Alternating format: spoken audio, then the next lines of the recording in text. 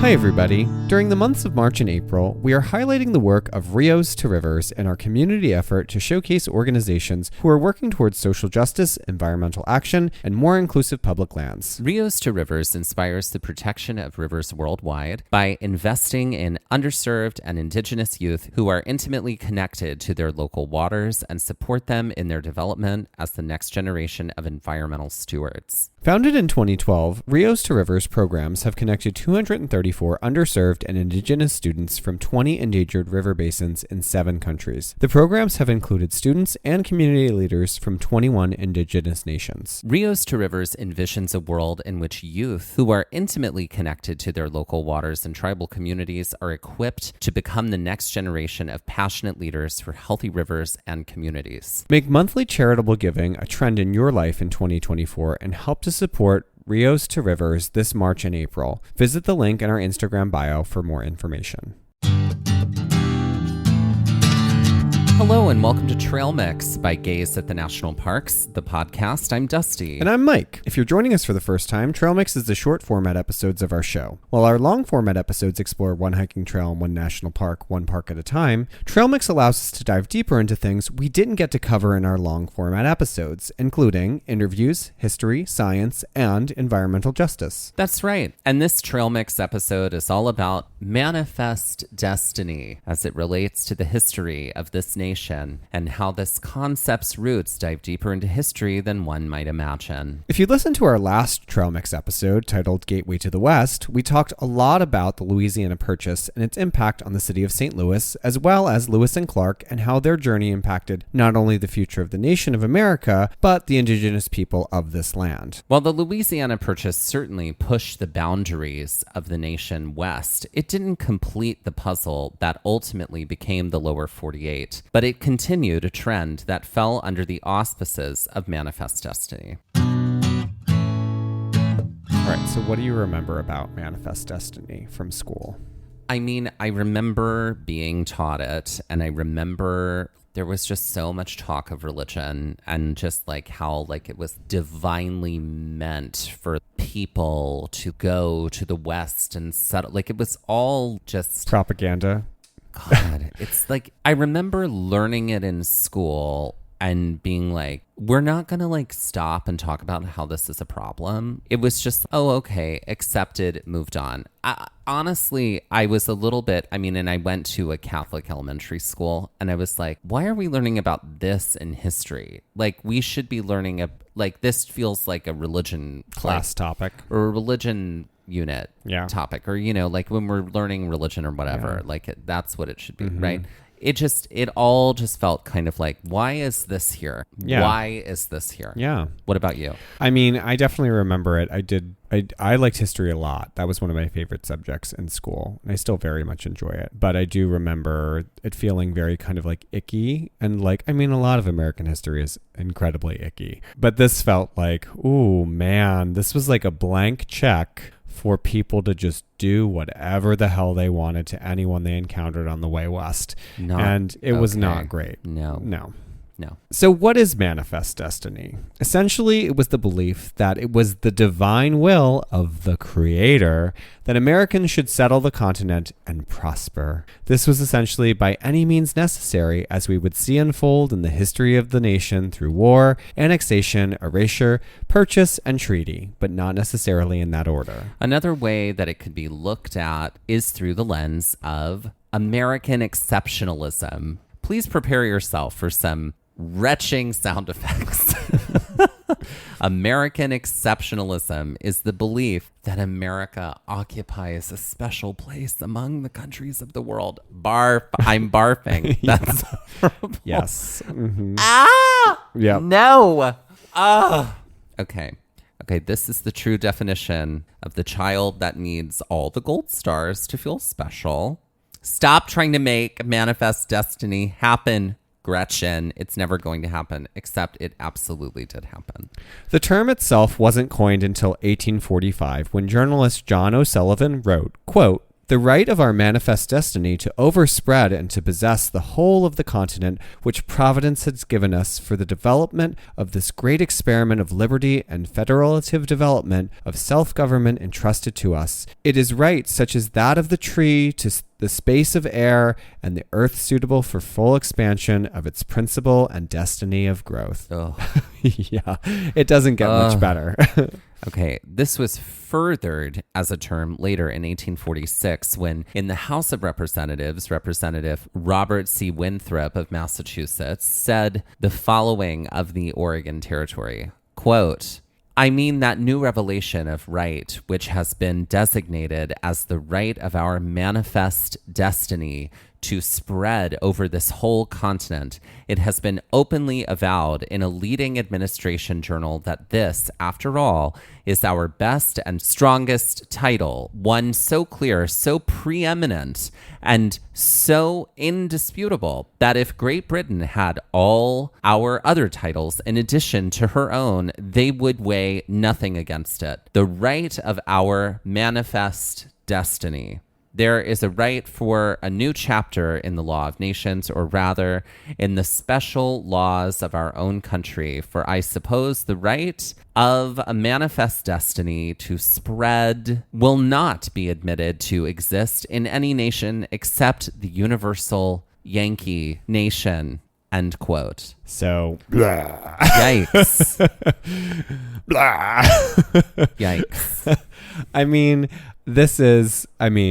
I think we all know what the political leanings of this podcast are. Right. But this is all just like, I feel like this is the MAGA playbook. Like, it's entirely the absolutely MAGA playbook. Like it's the Republican nationalist Christian nationalist playbook. The I am entitled to this because the Lord said so. Yeah. I'm just sort of like, I'm sorry.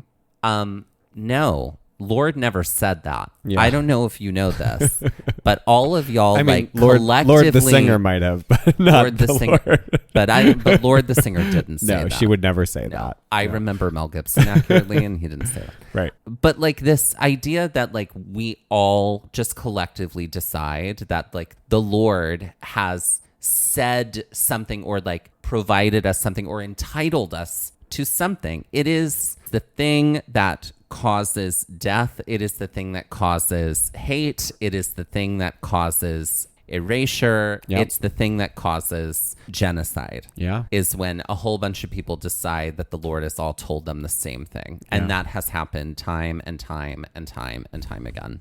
Religion. The audacity. It is. The audacity. Yeah. Mm-hmm.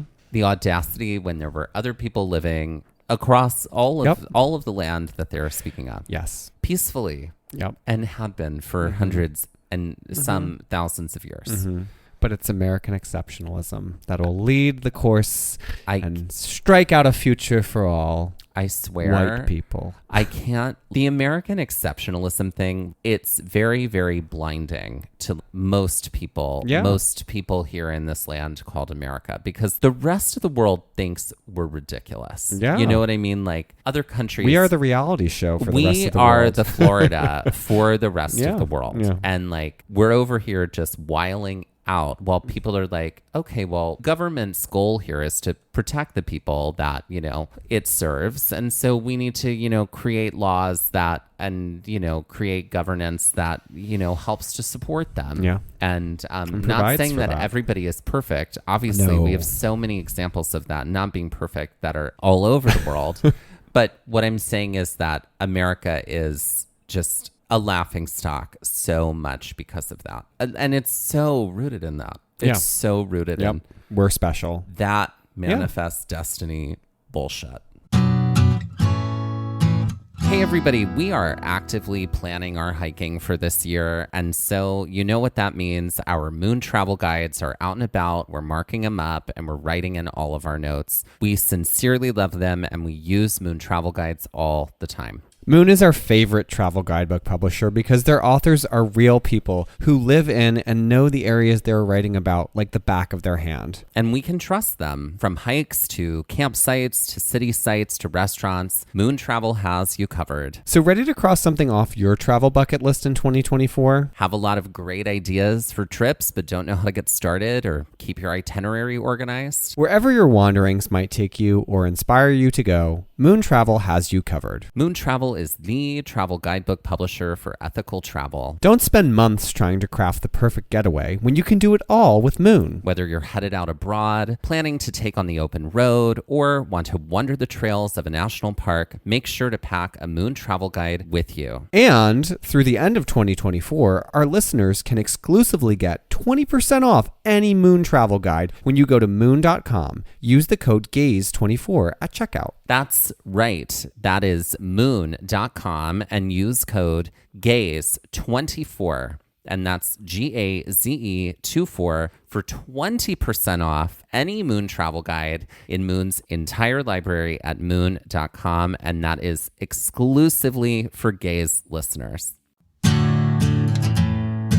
But here's the thing about manifest destiny. This term, while not around until the mid-19th century, was something that had been around since the dawn of the nation, and even predated that. But before we get ahead of ourselves, let's chat about the founding of this country. Really quick, though, I do have to say, Dawn of a Nation, great track name.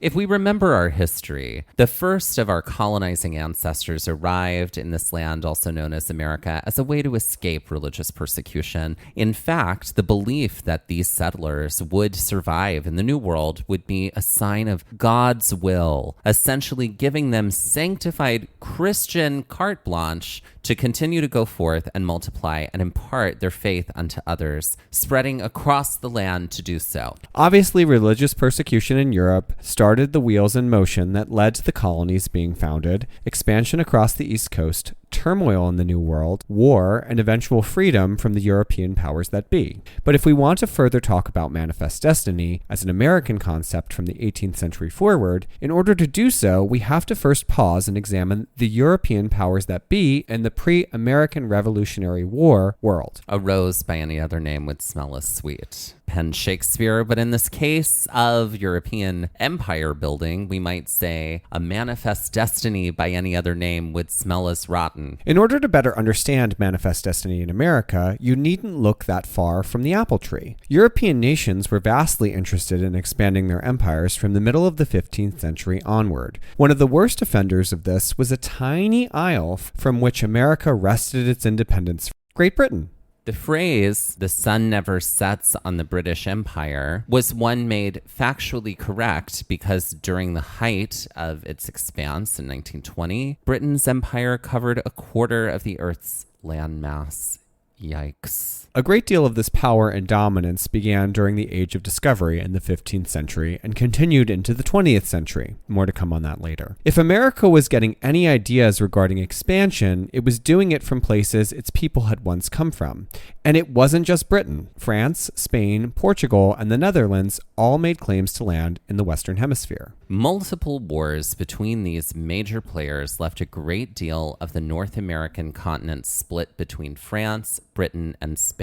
But that in no way meant that the rest of the continents and countries of the world weren't still up for grabs. Through divine will, the Pilgrims reached the new land. Through providence, they survived and won their independence. What then was stopping them from continuing to conquer the land they partially occupied? A large land purchase, a war, and several treaties later, and by the middle of the 19th century, the puzzle pieces of the contiguous U.S. all fit together. But this was not without dilemma for the new and ever-expanding nation of the United States, the indigenous people of the Western states, and the residents of colonies that once belonged to other nations. While manifest destiny allowed America to become a world power by dominating the land from sea to shining sea, with every push westward, the question of slavery, which would eventually push the nation towards civil war, became ever more present. As states continued to be added to the Union, a delicate balance of slave and free states needed to be maintained in order to satisfy both sides of the argument. The first test of this came with the addition of Missouri as a slave state. In order to balance this, Maine was added as a free state. With the Compromise of 1850, as more land had been added to the nation, more concessions needed to be made in order to satisfy the powers that be regarding slavery. Specifically, that California would be added as a free state, New Mexico and Utah, which were newly added territories after the Mexican-American War, were added without any specific mention of slavery, and the buying and selling of slaves was abolished in Washington, D.C. These compromises would eventually all be for naught, as the Civil War would right the course in all of it, effectively undermining and ending the policy of slavery within the country. Would this eventually have all come to a head if not for the expansion of the country? Hopefully, yes. But the addition of the land to prove American excellence definitely hastened the steps toward it. And then there's the matter of the native people of the newly acquired land. With each addition, through treaty or purchase,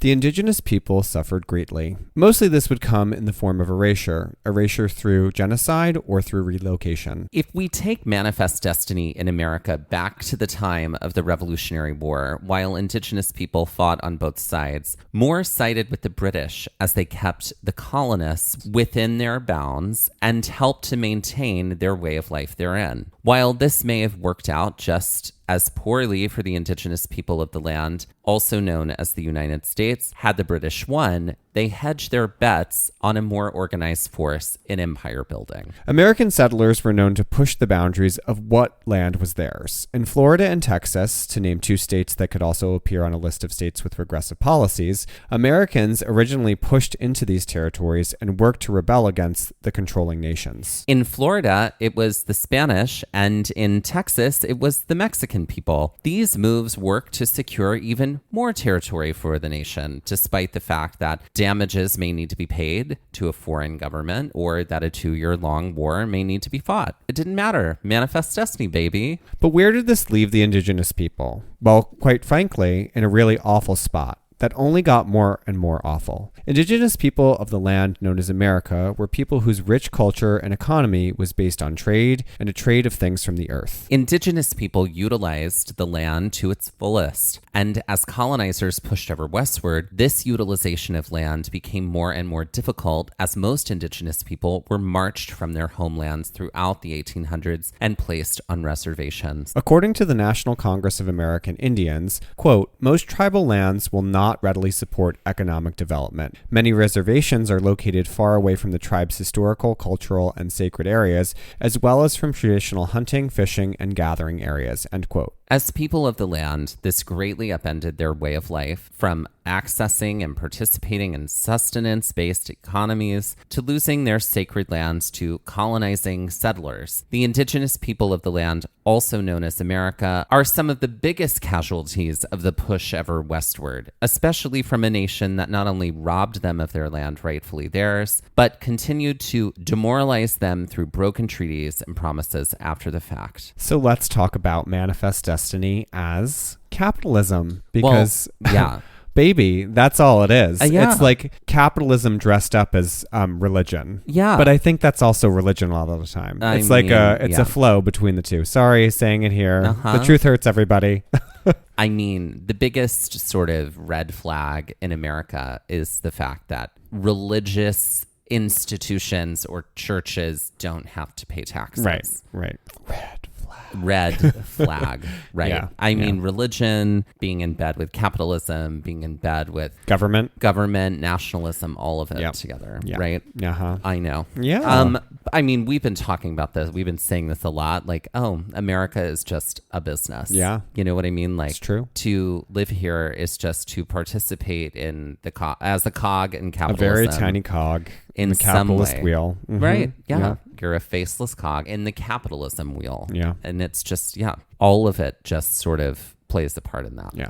As we mentioned earlier, Manifest Destiny is older than the nation itself, what we would call empire building in the age of exploration. Much of this empire building led to Manifest Destiny in the New World. But like a bad penny that keeps showing up, Manifest Destiny was never uniquely American, and it in no way continued to be. While in the 15th through 18th centuries, this form of expansion was mostly centered in the Western Hemisphere. In the 19th century, as European nations looked to continue to expand, they turned their sights toward Africa, Asia, and the Middle East. While their reasoning may have differed from their initial exploration and from that of America's hard up to have an empire that stretched from ocean to ocean, the root of this new expansion, this imperialism of the 19th century, rang familiar tones. From economic reasons to a mandate from God to the belief in social Darwinism, where white Europeans believed themselves to be better than those of different skin tones, Manifest Destiny continued on. I guess if the money-hungry, racist, God-loving shoe fits and it's unoccupied, then some awful group of white people are going to find him, put him on, lace him the fuck up, and walk onto some land that isn't theirs. The sources for today's episode include the article, The Origin Story, Manifest Destiny's Creation of Economic Deserts and the Devastation of Subsistence Economy by Stephanie Coate on nefe.org. The article, The Origin of Manifest Destiny by Julius W. Pratt from the American Historical Review and the Smithsonian American Art Museum.